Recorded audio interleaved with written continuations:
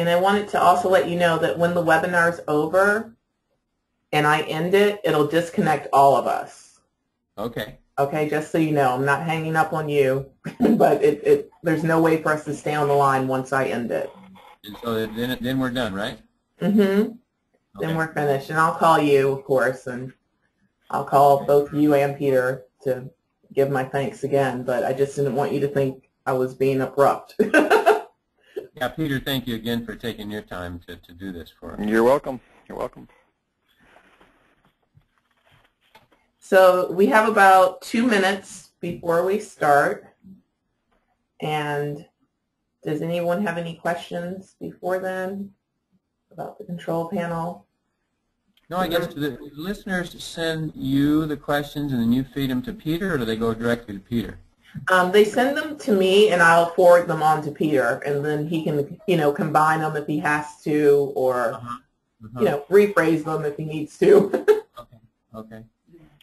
Is one of the leaders you're doing a negative one, or are they all positive? The last one is a negative one, so I would like to include him. Yes. Okay, great. So probably one of the questions. Go ahead. Probably one of the questions is going to be around whether there's a moral dimension to leadership. Oh yeah. Something around that that idea. I have I guess it's 2 PowerPoints at the end where I compare similarities and differences between great and bad leaders, and that comes up. That comes up right away. Cool. The issue of integrity and morality of the two, it is pretty evident as you start reading about these folks. Good. So they may ask. It's 1 o'clock. Do you want to get started right now? I'm ready. Okay, I'm about to start the broadcast, so if don't forget that everyone can hear you. Lisa, are you going to cue me as to when you want me to begin? You can count to 7 and then begin. Okay? Starting now. The broadcast is now starting. All attendees are in listen-only mode. Good afternoon. Thank you for joining us for the April installment of ILA's Leadership Perspectives webinar series. I'm Peter Northouse, and I'll be moderating this webinar today with Dr. Jon Howell. Before we start, please note a few things. First, this webinar will be archived. If you missed something or you'd like to see the presentation again, they will be published at the ILA website within 24 hours. You will receive an email with instructions for accessing the archived recording after the webinar has ended. Second, we welcome your questions throughout the webinar. At any time, you may ask questions by typing them into the questions box of your webinar control panel, which is currently displayed, or should be, on the right-hand side of your screen. We will address your questions during the second half of the webinar. Please note, however, that we may not be able to address everyone's question. Without further ado, let's begin. Our presenter today is Dr. Jon Howell, Professor Emeritus of Management at New Mexico State University. Dr. Howell received his MBA from the University of Chicago and his doctorate from the University of California at Irvine. He has taught and conducted research on leadership for over 30 years. Dr. Howell has published a leadership textbook titled Understanding Behaviors for Effective Leadership, as well as numerous articles in leadership journals and other academic sources. In addition, Dr. Howell is a country co-investigator on the GLOBE project. His primary research interests are leadership and followership, substitutes for leadership, and leadership across cultures. Today, Dr. Howell will be presenting to us a lecture based on his forthcoming book titled Snapshots of Great Leadership. Dr. Howell. Well, I'd like to thank everyone for taking the time from your busy schedules to listen in today. I hope that I can provide some information that's interesting to you and possibly useful in your classes. Snapshots of Great Leadership will be published by Taylor and Francis. They also use the rubric of Routledge or Psychology Press in August 2012. And I use the term snapshots to describe profiles of leaders, a little bit about their background, and I'll say more about that in a minute. And 4 of the leaders contained in the book are shown on the cover, which should be to the left of your screen: Mother Teresa, Steve Jobs, Nelson Mandela, and Winston Churchill. Snapshots of Great Leadership is a book of stories. It's the stories of 25 great leaders and 5 bad leaders. The great leaders were selected because they generally created, preserved, or changed nations or industries. And sometimes they saved people from exploitation or annihilation. I selected people that you folks and your students will more than likely be familiar with. At least they'll know something of their name. They've heard of Mother Teresa. They've heard of Steve Jobs. They may not know too much about their leadership. And so the idea was to select leaders that interested people from the beginning, and they might want to learn more. The bad leaders brought disaster or death to many people, and these individuals some of your students will have heard of as well. The goals of great leaders and bad leaders usually differ, but the leadership processes they used had many similarities, and I'll talk about these differences and similarities toward the end of our talk today. I taught leadership for 30 years, and I started out, I think, like most professors, and started teaching about leadership theories that I'd learned in graduate school. Then I sort of gravitated toward emphasizing patterns of behavior that were contained in the leadership theories. But then I would follow up that with stories of real leaders that exemplified these theories or the behavior patterns. And then I found in my teaching that when we discussed these models in class, or when I had students come in and would discuss them in my office or read essay questions, they remembered the stories of the real leaders better than they did the theories or even the behavior patterns. And that's what had grabbed their interest. The story of Mother Teresa, the story of Nelson Mandela, they remembered something about. And then if you could pull that initial interest into a discussion of the theories that those leaders reflected or the behavior patterns, then you could start with an interested individual and move them into the academics. And so the purpose of this book is to provide a resource for instructors of leadership, so that when you're teaching about a model that you like implicit leadership theory or transformational leadership, you can go to this book and immediately find some good real-life leadership examples of leaders that exhibited those models, hopefully to save you some research on your own. In each snapshot, I described who these leaders were, something about their formative years, what they accomplished, and how they did it. Now, the core of the book starts in Chapter 2 with the stories, but Chapter 1 provides brief descriptions of popular leadership theories contained in most textbooks. Now, the initial version of this chapter was intended to be in an appendix, and it was considerably longer and more complete. But my reviewers and my editor said, no, that's got to go up front. Chapter 1, shorten it considerably, and this is the kicker, make it flow. Make 14 different theories flow together. So I've had my shot at it, and now that is contained in Chapter 1, and they're short, but they essentially describe the basic concepts in the different theories. At the end of Chapter 1 is a matrix, and it shows which theories apply to each leader. So across the top of the matrix are the different leadership theories. I think I described 14 different theories in the chapter. And down the left side are the leaders contained in the book. So if you want to talk about leader-member exchange in your class, you can go to the column that's labeled leader-member exchange, go down the column, and there's 5 leaders that can be analyzed by leader-member exchange. And you can do that with any of the theories described in the book that are the major ones. Each snapshot, the stories, include a description of how that leader's behavior and attributes reflect specific leadership theories. So after I describe a leader, then I include a paragraph, sometimes a little more, about different theories that could be used to analyze that leader.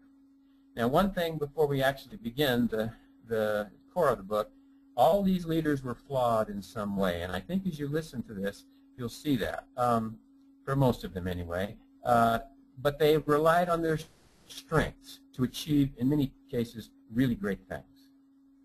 So I think the best way to give you an idea of what's really the core of the book is to talk about some of the leaders that are contained in it. Leymah Gbowee was leader of Women in Peacebuilding Network. She was a librarian social work. That was an African organization for building peace. She's a librarian social worker who had experienced civil war since she was in high school. In 1989, when Leymah was in high school, Charles Taylor was a warlord who invaded Liberia. And he pioneered a particular type of terror. He would take child soldiers who they had abducted, these under 15 years old. They had either abducted or they were orphans, and they took them into his army, and they gave them automatic rifles and drugs. And they encouraged them to attack enemy soldiers and civilians and take whatever they wanted. They raped, looted, tortured, mutilated, and murdered. Residents of the country lacked adequate drinking water, food, sanitation. He terrorized the population finally into electing a president in 1997. They were hoping that the mutilations and the terror would stop, but it didn't. He used it on political opponents. He used it on people he thought would be political opponents, and more rebel groups arose against him. The terror tactics continued, and by 2003, over 2,000 Liberians had died in the civil wars. Leymah was active in a West African peace group at the time, but finally she decided she couldn't wait for others to help. She had to act on her own. So she spoke to the women in her church and told them these wars have to end. We have to save Liberia for the children. We have to stop the mutilations. We have to stop the war and get Taylor to negotiate with these rebels. It happened in the church. Apparently there was a Muslim policewoman who heard her talk and was moved, and she approached Leymah about coming to speak to the women in her mosque. Well, Leymah did, and the two groups decided to join together and demonstrate to stop the war. They made placards saying they were tired of their children, stop the war, of the children being killed, stop the women being raped. They wore white headdresses and shirts and met in an open fish market next to the road used by Taylor every day when he drove to work. In the first few days they were there, he slowed down and took a very menacing look at them and drove on. They pressured the clergy in their country to contact officials, and they declared a sex strike against their husbands until they joined them in speaking out and pressuring officials. Taylor stated firmly that his administration would not be embarrassed by the women, and this was a very dangerous man. He was being pressured by the international community to attend the peace talks with rebels, and as I said, more rebel groups were arriving. So eventually he granted the women an audience, and Leymah presented their position demanding he attend the peace talks. And in the wonderful award-winning documentary by Disney and Rediker called Pray the Devil Back to Hell, about this incident, about this story, she presents this with all her women behind her in white to an official of Taylor, who turns and walks up a stairway and hands it to Taylor, who's sitting there sort of glaring down at them. Leymah spoke for the group, insisting Taylor stop the carnage, rape, and hunger, and save the children by negotiating. They all knew he could have them killed the next day. After their presentation, the women marched through the streets, and at each intersection, they were joined by hundreds of others, all wearing white. Taylor knew the Liberian people and the international community now insisted that he negotiate, so he agreed. Leymah's group then convinced the rebels to negotiate, which wasn't too difficult, and they raised money to attend the negotiations themselves. The women called themselves the conscience of the negotiators. The women demonstrated outside the negotiations building, but as they sat there for 2 weeks, they noticed these negotiators were having fun. These people had been living in the bush for years in camps, and now they were living in posh hotels and getting wonderful food and enjoying the city. They had no desire to conclude the negotiations, and the war back in Liberia was getting worse. The rebels had reached the edges of Monrovia, where many of the women's families lived. So Leymah sent for more women. They locked their arms together and blocked the exits, prohibiting anyone from leaving without an agreement. Not long after that, a security guard, and in the movie by Disney and Rediker, there's this huge, menacing guy with guns at his side, glaring down at Leymah, and he says, "You're blocking the exit, you're violating the law, and we're going to arrest you."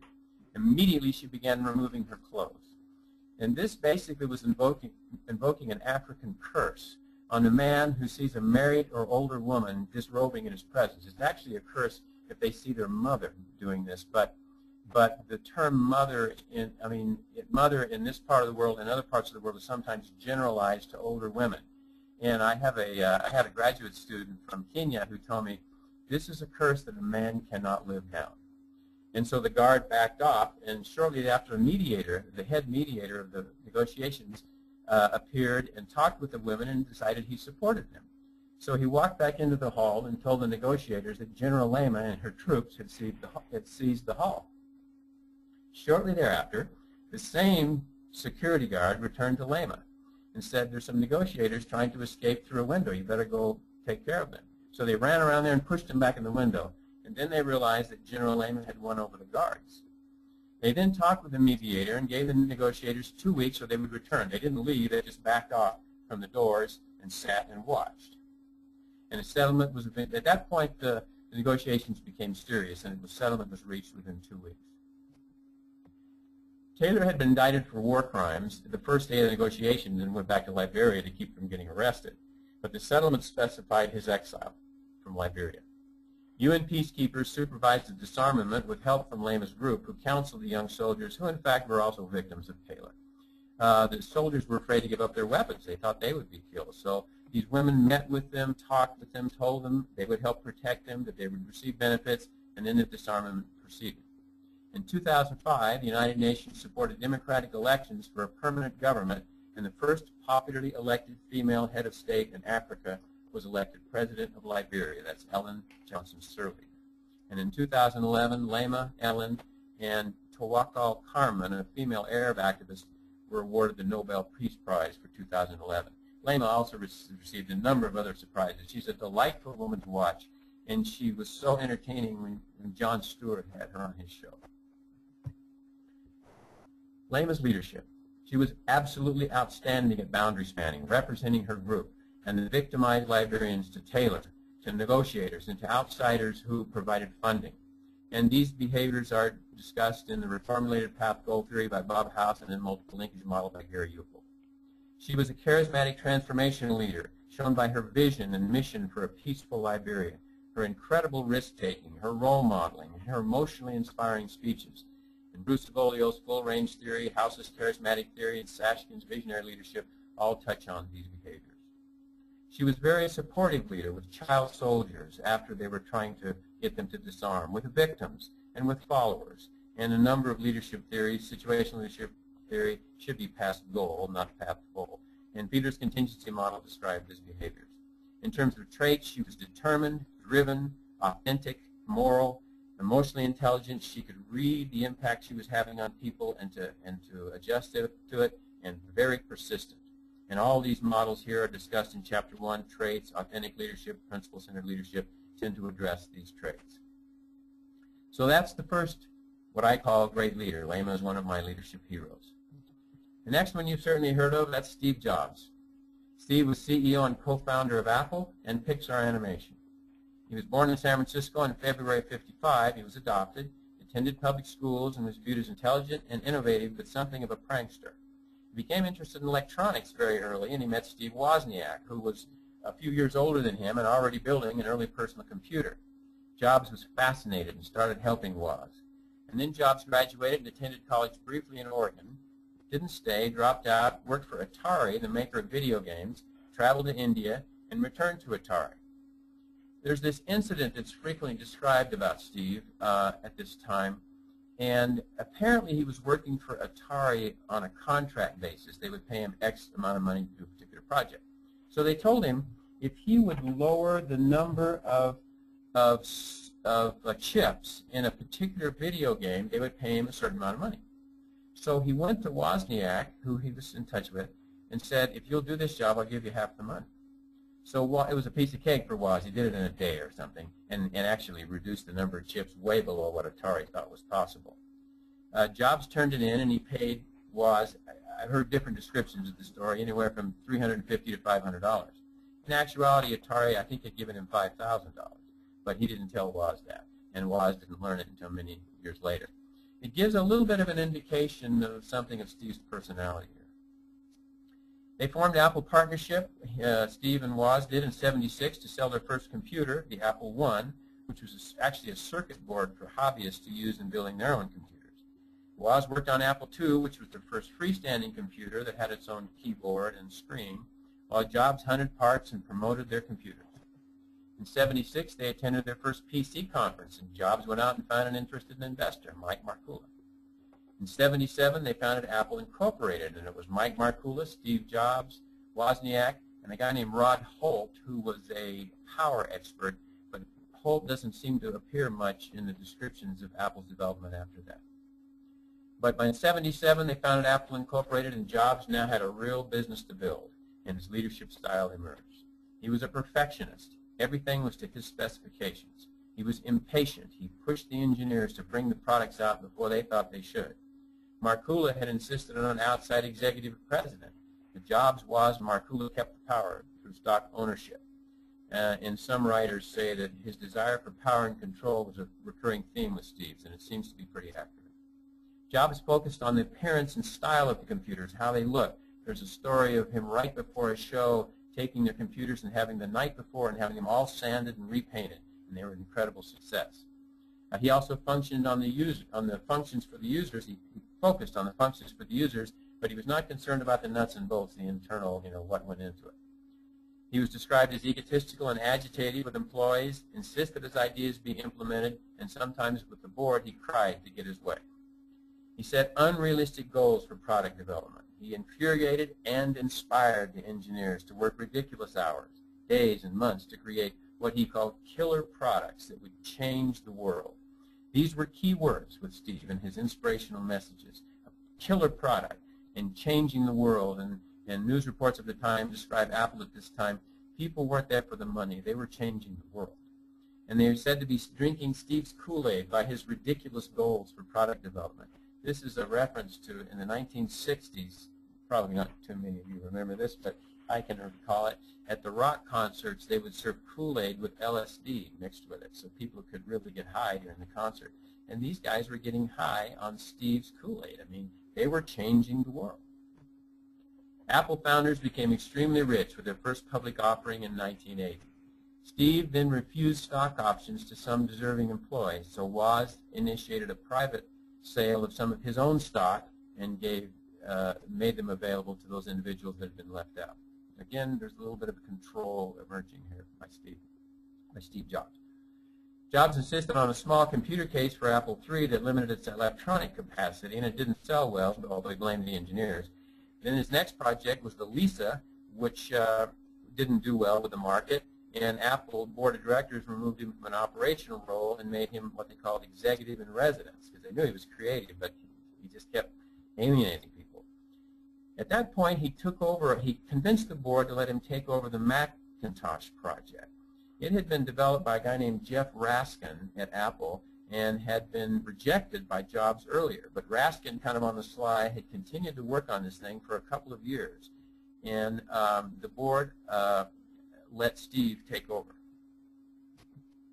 Steve pushed the Mac to be ready in 12 months, regularly interrupted the work and rejected ideas of other people only to require them later and claim they were his ideas. In fact, the engineers said that they actually used that.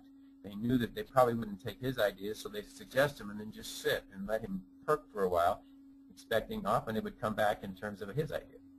In '84, Jobs made an inspiring presentation of the Mac at Apple's annual meeting. And these meetings were attended not just by stockholders, but by analysts, by writers about the computer industry, by aficionados, and he wowed them. He used a voice synthesizer on the Mac to describe himself as like a father to me. The Mac described Steve as he was like a father to him, even though Raskin had really started it and developed it for 2 years. Jobs advertised the new Mac in a now famous futuristic commercial that was developed by Ridley Scott, titled 1984, but Jobs was involved in it. And it was played during the Super Bowl. It shows this attractive young woman in a tracksuit with very short blonde hair running down a kind of a misty hallway, futuristic, with a huge sledgehammer in her hand. She's about to bash down the future, and the Mac is going to open up the future to everyone as the symbolism there. It's a classic in advertising. He was a genius at this kind of stuff. He insisted on specific features on the Mac, ignoring market research or without market research, and missed the market. So sales dropped not long after its introduction. He was later ousted as the head of Macintosh due to low sales and his abrasive style. In 1985, he tried to get the Apple CEO fired and failed, and Wozniak left the company.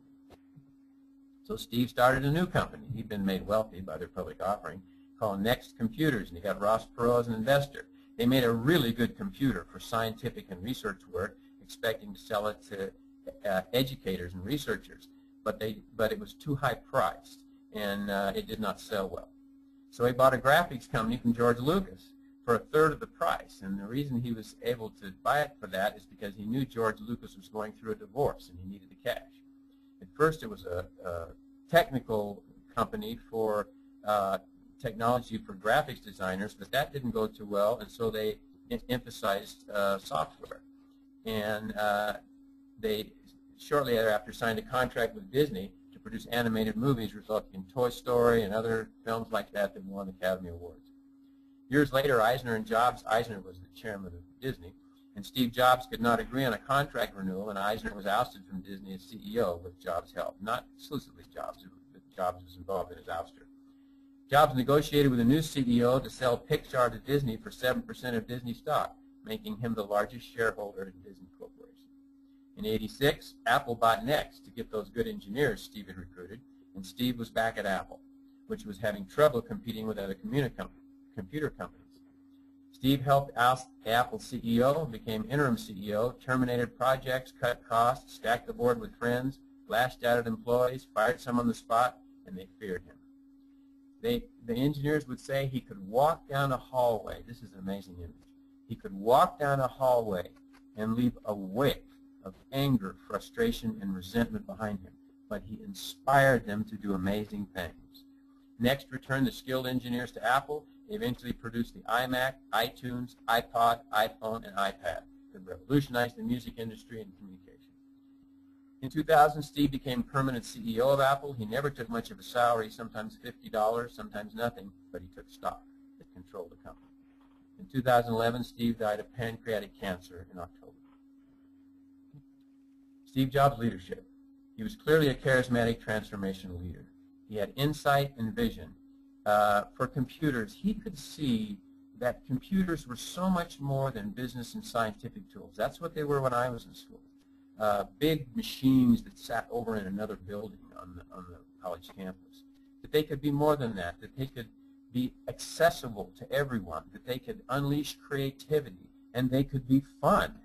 Steve could see that and sold it to his people and to the public. He had wonderful presentation skills and inspiring communications to create a new world for PCs and information technology. These behaviors are described in Sashkin's visionary leadership, Bruce Avolio's full-range theory, House's charismatic theory. Jobs' drive and determination, self-confidence, cognitive capacity, persistence, and aggressive behavior helped drive Apple to achieve seemingly impossible goals, and these are issues often described in leadership trait theory, which is in Chapter 1. He might be considered partly a negative charismatic because he was ego-driven, self-promoting. Some described him as narcissistic. He was certainly inconsiderate of many people and authoritarian. Gary Uckel, in his excellent book, Leadership in Organizations, describes negative charismatics as well as in some of his writing in Leadership Quarterly. Outstanding at external boundary spanning. He represented Apple products to the public, and in negotiations he was really unmatched. And he became the prototype for the what I call the techno-cool, high-tech entrepreneur leader. Prototypes are described in implicit leadership theory that's contained in Chapter 1, but actually the news writers sometimes describe him as the emperor of techno-cool. So that's another type of leader that was incredibly successful and had amazing change in our environment. The third and last leader I'm going to describe is what I've classified as a bad leader, and I recently learned that Barbara Kellerman's book on bad leadership, she saw him as exactly the same. You'll see why he earned the nickname Chainsaw as we go through this. Al Dunlap was a corporate executive and turnaround specialist, meaning he could take corporations that were not profitable and supposedly make them profitable, but we'll see how he did it. Dunlap was born in 1937 in New Jersey. He was pampered by his parents. He was a good student and athletic. Very early it became clear that he had a short temper when things did not go his way. He attended the U.S. Military Academy and hated it, but with a lot of help from his friends and family, he graduated near the bottom of his class. He served 3 years in active duty in Maryland, married his first wife, but he was abusive, threatening. withheld emotional and financial support from her and their son. He would make her keep the little baby in the bedroom so it wouldn't make a mess in the rest of the apartment. And he would do dust inspections to make sure she was keeping the house or the apartment clean. So she divorced him after 2 years, and the judge found him guilty of extreme cruelty. He left the Army in '63 and worked for Kimberly-Clark, producer of paper-based products, and worked hard to learn many of the jobs in the plant and became a shift supervisor. Married his second wife, who accepted her subservient role. Apparently he was pretty good at his job, and in '67 he became general manager of a small pulp and paper company that was having financial trouble, and the boss wanted him to turn it around. He started laying off employees and cutting costs drastically, had death threats against him, which didn't seem to bother him. Profits improved, and the owner eventually died. The company was sold, and Dunlap moved on to American Can, where he was put in charge of 2 divisions. Closed plants, laid off workers, cut research and development when company patents were expiring, refused to increase plant capacity while the market grew and they operated at full capacity already. His colleagues described him as brash and inconsiderate, but short-term profits, at least accounting profits, increased in his divisions, and when they looked good, he left. Subsequent managers needed to invest heavily to rebuild the divisions. He was well rewarded by American Can for his work. In '83, Dunlap landed his first, he bounced around a little bit, but he worked for Manville for a while, and then in '83 he landed his first CEO position with Lilly Tulip, made paper cups and plates. Tulip was then controlled by a group of investment bankers after a leveraged buyout, and they wanted a quick return on their money. So Dunlap terminated most of Tulip executives, half the middle managers, 20% of the staff, and profits went up. His reputation as a turnaround specialist grew, and he was hired by 2 international financiers to cut and slash costs in their companies. When he left Lilly Tulip and those financiers, he was $10 million richer. In '94, he became CEO of Scott Paper. When Scott was facing stiff competition and they had an old line management that didn't seem to be able to adapt to the market. Shortly after becoming CEO, he laid off over 10,000 people. He stopped equipment maintenance. He stopped training. He cut research and development by 60%. He sold off all the finished goods inventory. He began doing these interesting accounting shenanigans. He directed the sales staff to give huge discounts and record sales at full price, but show the discounts later. So they would make a big sale at a big discount, but record it as if it were full price, and then the discounts would come in some months later. So when the accounting reports, when the sale was made, it looked great. They'd made a lot of money. They didn't show the discounts until other reports later. He kept managers who followed his orders by giving them large stock options, told Wall Street analysts he was making Scott more competitive. But the insiders could see he was pumping up short-term profits to sell the company. Profits increased. Scott's price increased. Investors, analysts, writers applauded him in articles, interviewed him. He was on TV as the executive who could create shareholder value so quickly. Shareholder value was a short term for meaning he made the stock price go up. No one had looked closely at this point at Dunlap's tactics. 20 months after joining Scott, he sold the company to Kimberly-Clark at an inflated price, and he left with $100 million richer. He had predicted that a $100 million profit for Scott in his last quarter with the company. But when sales discounts all came in, Scott had lost $60 million that quarter. In 1996, almost unbelievably, investment managers had taken over Sunbeam. It's almost unbelievable that people kept hiring him. Managers had taken over Sunbeam, a maker of household products, and they pressured the board to hire Dunlap as CEO. He had this huge reputation as a turnaround artist. He wrote his own contract for $1 million in salary plus several other millions in stock grants and options. He bragged he would cut Sunbeam's plants from 26 to 4 or 5. Many of the plants he closed were very efficient, and their closing made no economic sense. These were plants in small towns in the South that had been company towns for many years. They had been flexible. They had produced efficiently, but he was maintaining his reputation for Wall Street. He pressured investment bankers to help him stack the board with friends, insulted Scott managers in front of their colleagues, hired people he could control with promises of quick riches. He avoided substantive strategy discussions and resorted to stories of his own prior successes. There's a number of stories about his efforts to discuss strategy by his strategy executives. And the short of it is that he wasn't the sharpest guy on the block as far as strategy is concerned. He was an internal guy, strictly cost-cutting. Dunlap began wearing a bulletproof vest, carrying a sidearm, and keeping a bodyguard close by. You can imagine why. Sunbeam settled a sexual harassment case against Dunlap out of court that was by a woman employee of Sunbeam. While Dunlap closed plants, cut staff by 2/3, and moved the company headquarters to Florida to be near his home. He directed the sales staff to give huge delayed discounts just like he did at Scott, sold off replacement parts and accounts receivable at big discounts, and if you've ever been in business, you know you lose a lot of money when you start selling your accounts receivable. He nearly stopped all new product development. He stopped or delayed paying bills and sales commissions and resorted to a revolving line of credit to meet payrolls because cash was becoming a problem.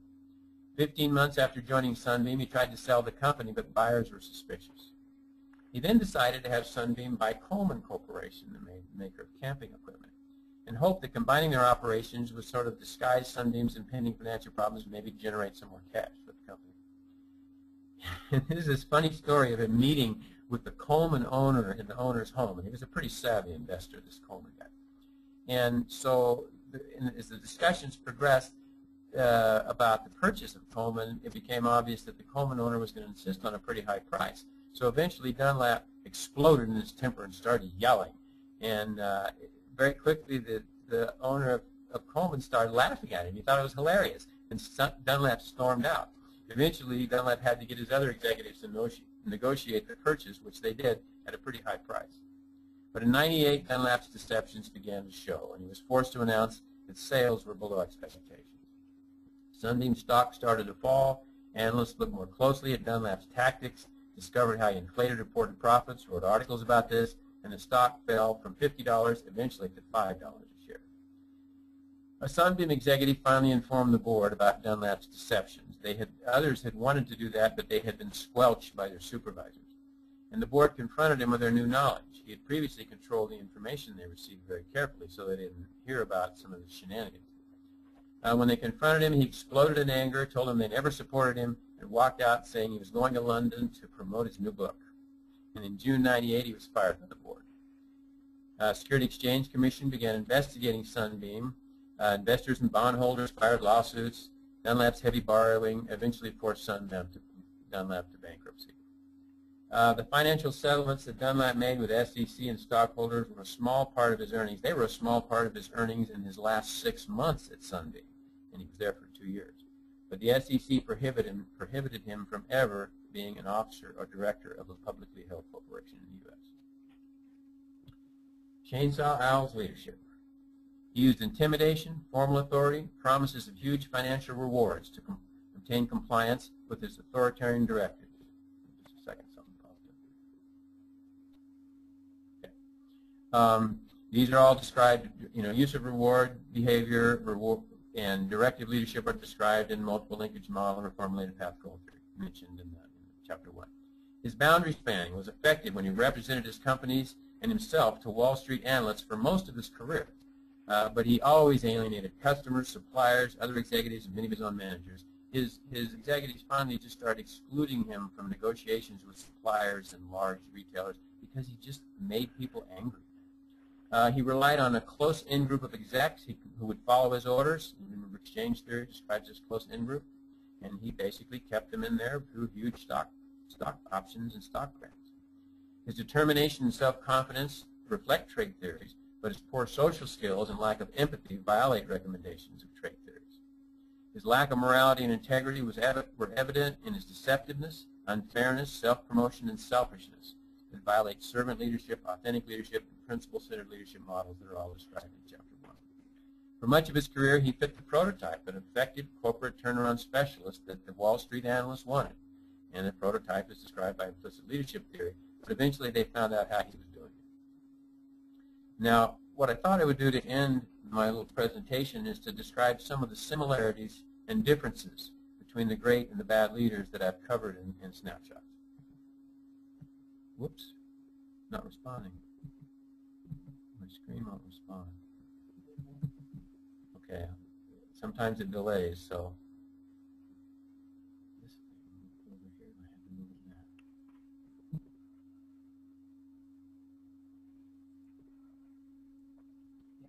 that. Okay, here we go. Can you see it okay? Steve? I mean, Peter? Okay. Yes. All right. Similarities of great and bad leaders. All these leaders had a vision and mission. Now, they weren't always honest about their vision or mission, but they were convincing speakers, and they could sell it to people. They took risks, and at times they were effective boundary spanners. Dunlap was very convincing, and he had pulled the wool over the eyes of many of these Wall Street analysts. They were very directed with followers, both of them. Although bad leaders were typically authoritarian and threatening in their directiveness, you don't have to be authoritarian and threatening with directive leadership. One thing that situational leadership developer Paul Hersey's made very clear is that you can be very human relations, you can be very considerate and relationship-oriented in directing people. I need you to do this. The boss is going to require tomorrow. You've got all the capabilities. Would you take care of this for me?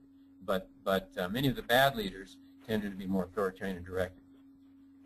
Both leaders use promises of types of rewards, intrinsic or extrinsic. Intrinsic is changing the world. Extrinsic is big stock grants to influence followers. And they both relied on in-groups, close exchanges, to help people achieve goals. So these are some of the techniques or processes that leaders used, both great and bad leaders. How were they different? The bad leaders seem to allow their personal goals to take precedent over organizational goals. It's pretty clear in describing some of these bad leaders. And I've described several, only 5 of them in the book, but you get a pattern in reading about them. That they were very self-oriented, and that was what was important, not the organizational goals. They certainly were secondary. They seemed to lack integrity. They were deceptive, not truthful or trustworthy, and they were unprincipled in their behavior. They were, and this was a big one that I noticed, they were emotionally detached from their followers, unable to empathize with those they harmed. Now, I don't know if this is just a lacking in emotional intelligence, where they don't read people's emotions and therefore understand the impact they're having, or if they just don't care. But from the person on the receiving end, it doesn't matter. They were detached, and they don't seem to respond to the impact they're having. Bad leaders often use threats and punishment to obtain compliance and offer large rewards for illegitimate or unfair activities. And they generally were not very supportive of their followers. They often treated people unfairly. This is just a few of the differences between great and bad leaders that I see in these. Now, I expect that users of this book will have their own ideas about what theories they like to emphasize and what they see in these snapshots. And I urge people to do that because I think it's only by bringing in different experience that we get different perspectives for our students. But if there's anything really interesting about this book, it's the people that are in it. I'm just the scribe. I just wrote down their stories. If you end up liking snapshots, it's because of the people you're going to read about. Okay, I think that's about all I have to say. Do we have any questions, Peter? Yes, we've got a whole series of questions, John, and love to hear your response. And I'll describe a couple here, and then we'll see how it goes. The first question had to do with gender, and as you selected these leaders and described them, do you find that women or men play out the leadership role differently? Did you, I guess it's the issue of how do women and men compare in terms of being these great leaders? Well, there's a number of very impressive women leaders. But there's no question, and I've profiled a number of them in the book, there's no question that women have not had the opportunities that men. And so the opportunity to study women as great leaders is necessarily focusing on a smaller sample just because they haven't had the opportunity. But my own feeling is that this concept of emotional intelligence, which may distinguish between the great and the bad leaders, may be an issue with female and male leaders. Women are clearly more participative. The research shows that clearly. And my guess is that may be a reflection of their upbringing, and they're very they're described as more social, and they're learning of how to read and adapt to other people, their followers or the people being impacted by their organization. And so in some of these situations, emotional intelligence was pretty important.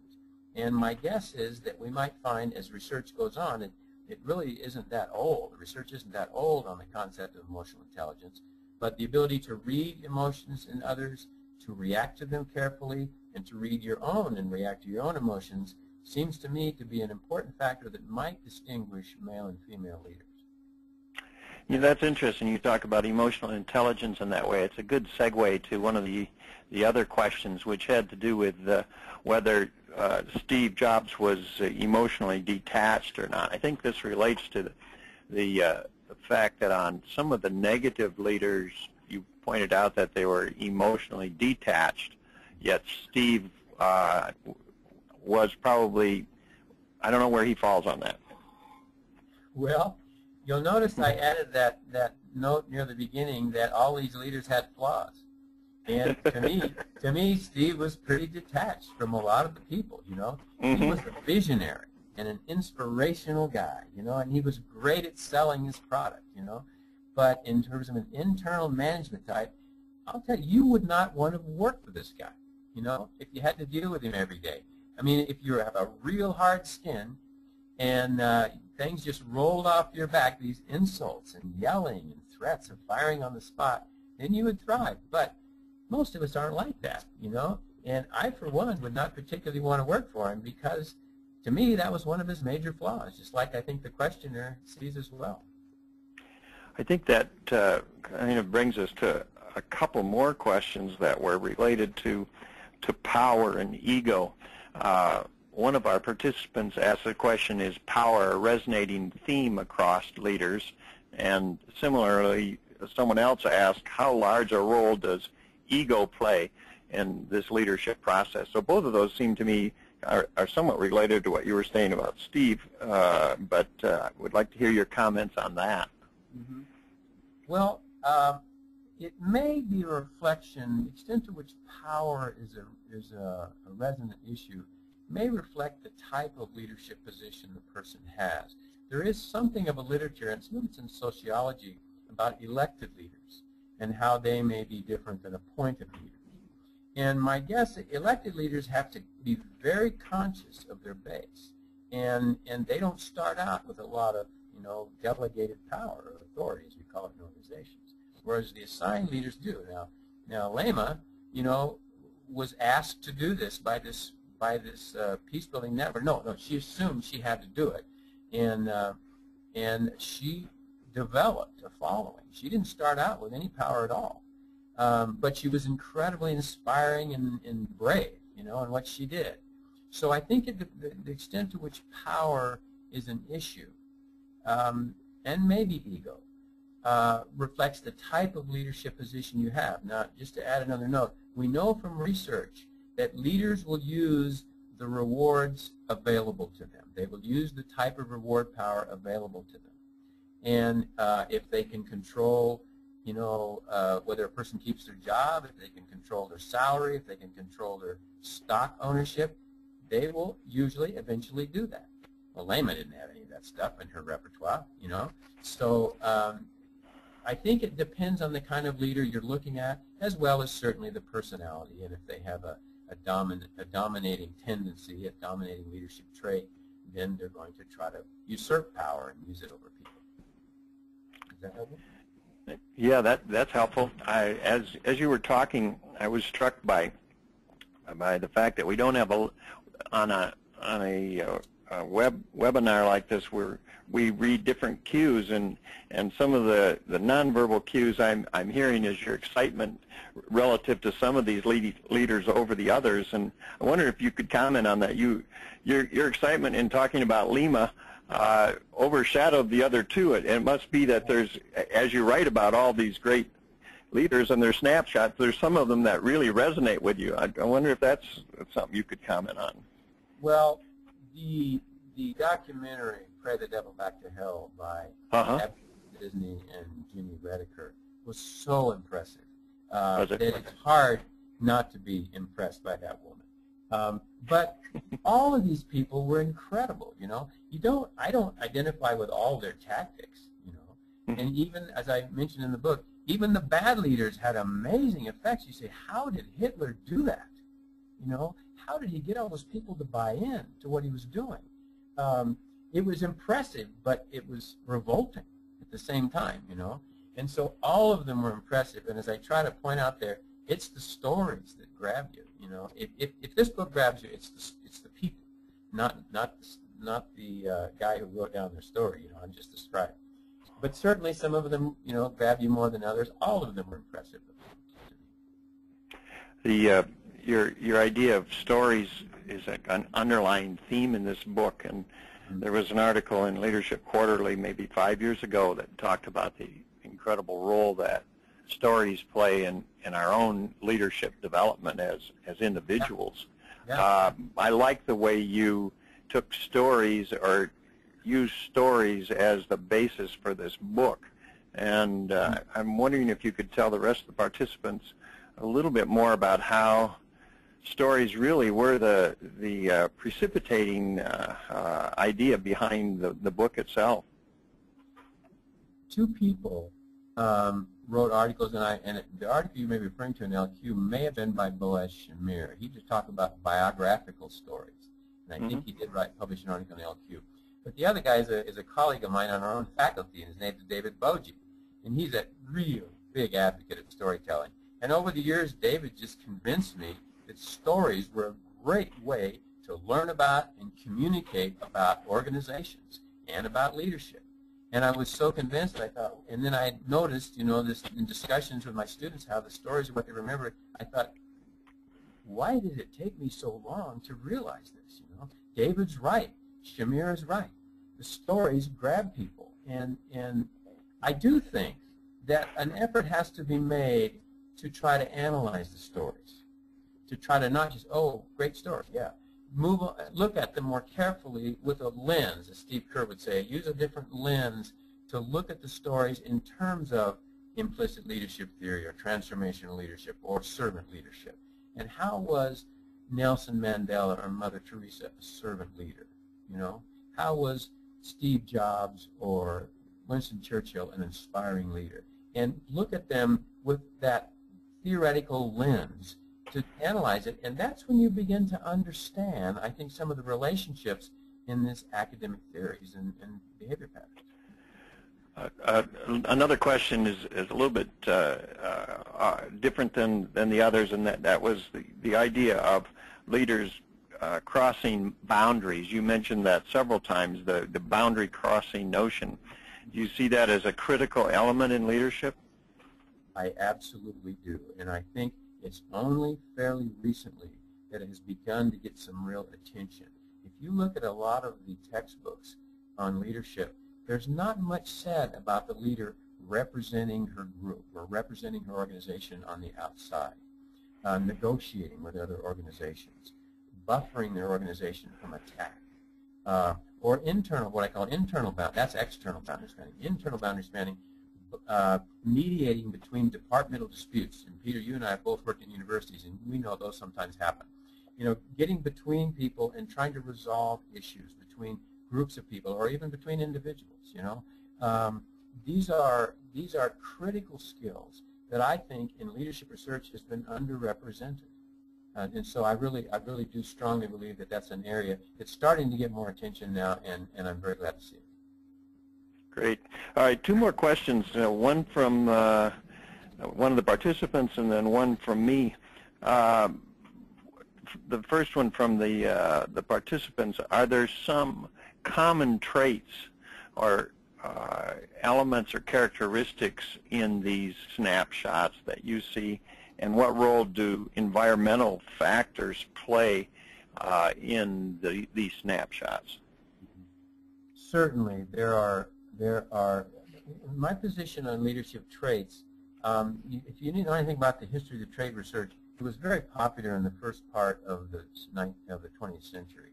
What characterized leaders? The first trait study, I think, of personal characteristics was in 1907 of leader intelligence. And it went on, and hundreds of studies were done, and then it became unpopular because Ralph Stockdale summarized the research in around 1950 and said, there's a lot of studies of traits, but they don't agree much. So it became unpopular, and then they started focusing on behaviors. But lately, in the last, well, 10 or 20 years, they've come back, and rightfully so, I think, because traits, basically personal characteristics of leaders, like their sociability or their determination, their persistence, really help leaders carry out certain behavior patterns. You know, a leader who is very social-oriented is going to be pretty good and feel natural supporting people. You know, a leader who's determined and driven is probably going to be willing to direct people. A leader who has high social needs is probably going to be pretty good at participation. You know, and so I think the traits definitely resonate across the leaders by helping them carry out leadership behaviors that are appropriate to the situation. Good. Final question, and then I want to make a comment about the book. But sometimes in leadership classes throughout the country, I think there's a debate about whether leadership includes a moral dimension, or whether the process of leadership is amoral. And you've included moral leaders, and probably leaders we could say are bad. How do you resolve or address that issue, kind of the definitional issue of whether leadership, as we define it, has a moral dimension? Well, one of the sections, you know, I told you at the beginning that the editors and the reviewers wanted me to shorten the chapter on leadership and make it flow together. And one of the sections I came up with was called ethical theories. And there's another area that in the last 20 years has become much more popular because it was a gap in the research. And things like servant leadership, Greenleaf's model, like authentic leadership, and I'll even add Stephen Covey's principle-based leadership. Really focus on that, appropriately so. I use a definition of leadership that is it's an influence process where an individual influences a group who view the influence as legitimate. And so there's really an ethical issue involved from the beginning for me in leadership. That if I'm forcing someone to do something, that's not leadership. You know, if I'm holding a gun at your head, like Charles Taylor would do, he's not exerting leadership. He's just using threat to get me to do something. There involves a willingness to follow, and I think that implies a legitimacy, which brings in the ethical component. So to me, ethics is a definite issue in leadership, and it's something for myself that I would like to pursue. I have some ideas I wanted to pursue in research, but I just haven't had the time with this book. You know, I just trying to finish it up, and I've still been involved in some Globe projects, so I haven't had to, but I hope to in the future. Oh, that's wonderful. I think this has been a wonderful webinar. Your description of your work has been wonderful, and as I listen to this and I think about teaching a leadership course, it strikes me as a book that a lot of people might be interested in using, if not as a primary book, as a supplementary book, because it not only highlights these great leaders, but it also provides a perfect way to then link it into leadership theory. And so it was a wonderful hour, and I want to thank you very much. And at this point, I think we're going to announce, if I have those names, the people that are going to receive the free copies of your book when it's done. And I don't know if I have those on my screen.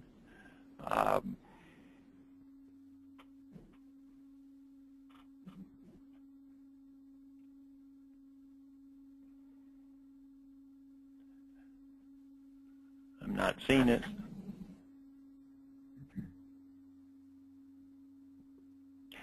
Well, while I wait for those to come up,